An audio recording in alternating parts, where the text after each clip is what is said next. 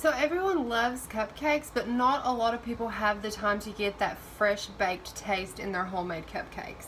And a lot of people just have the time to make a box cake, and that's fine. So I'm going to show you a very simple way to get that fresh bakery taste from a box. And your end result is going to look just like this. So let's get started. The first thing that you want to do is grab the ingredients on the back of the box. This one calls for 1 1/4 cup of water, but we're going to substitute that with milk. Then it calls for 1/2 cup of vegetable oil and 3 eggs. Now you want to preheat your oven. Each cake is different times. This one calls for 350, so we'll go ahead and preheat to 350.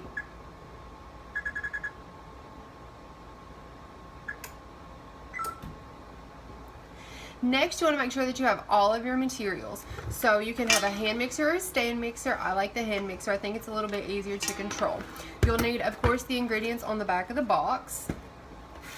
And the secret ingredient that I always use in my cake mix is pudding. Now, because I'm using a chocolate cake mix, I'm going to be using chocolate pudding. If you use a strawberry cake mix, use strawberry pudding, and so forth. The next thing that you'll need is a cupcake tin. And you'll need some cupcake liners. Now for the frosting, I just did something very simple. It's just peanut butter, powdered sugar, and vanilla. And it's going to look like this in a piping bag. I'll show you how to pipe it, but I'll also show you how to just spread it on if you're really in a hurry. So the first thing that we're going to do is get our cake mix out and add it to the bowl.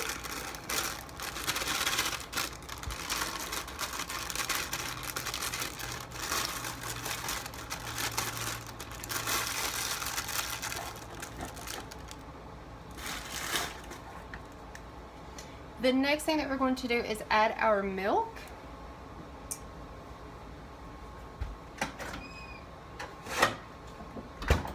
I like to make sure that my milk is chilled and in the fridge before I take it out and add it. Whatever your cake mix calls for in water, always substitute it with milk. It just makes it a little bit more moist. The next thing it calls for is 1/2 cup of vegetable oil.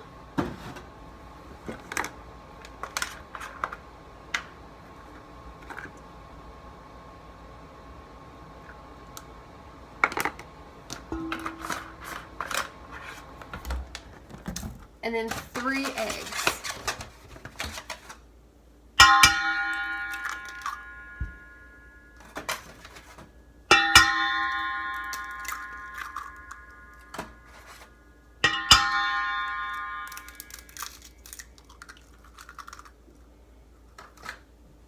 Now before you add your pudding, I usually just take a big spoon or a spatula and I just sort of mix all of those ingredients together.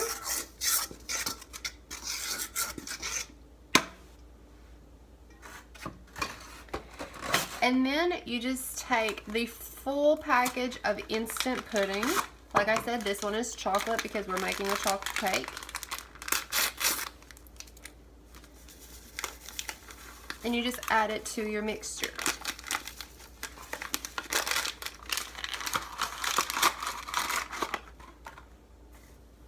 Now, a way to make sure that your cake has no lumps, even if you're just making a traditional cake, is to mix it for 2 minutes at least.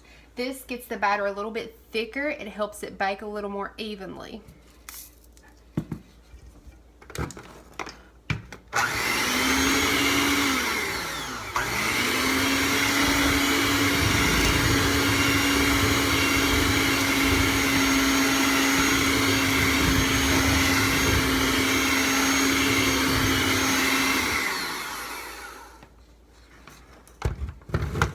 So after you've mixed for 2 minutes, you're going to want to take your cupcake liners, place them in each of your cupcake tins like this.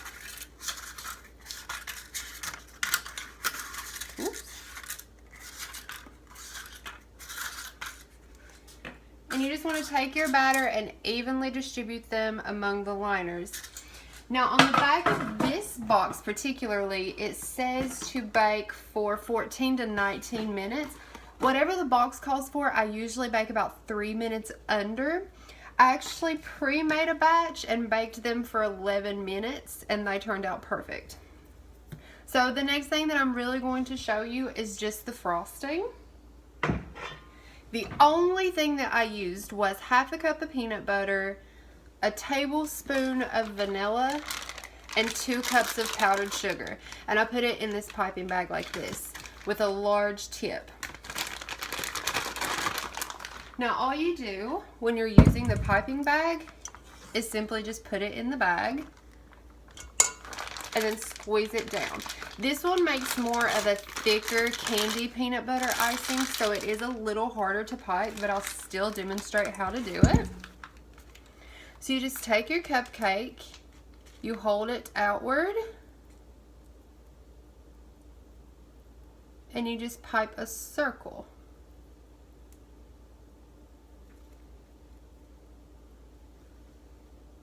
Now if you're really in a hurry, you can actually just spread this on and it still tastes just as good. So you want to take a large spoon, start from the middle, and then you just spread out evenly.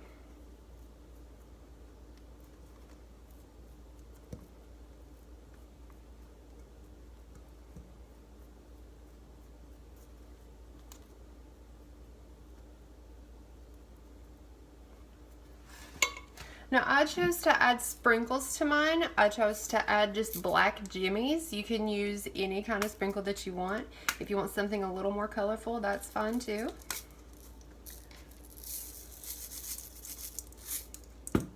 And there you have a very good chocolate cupcake with homemade peanut butter icing. And don't worry, I won't tell anyone that the cupcakes are from a box.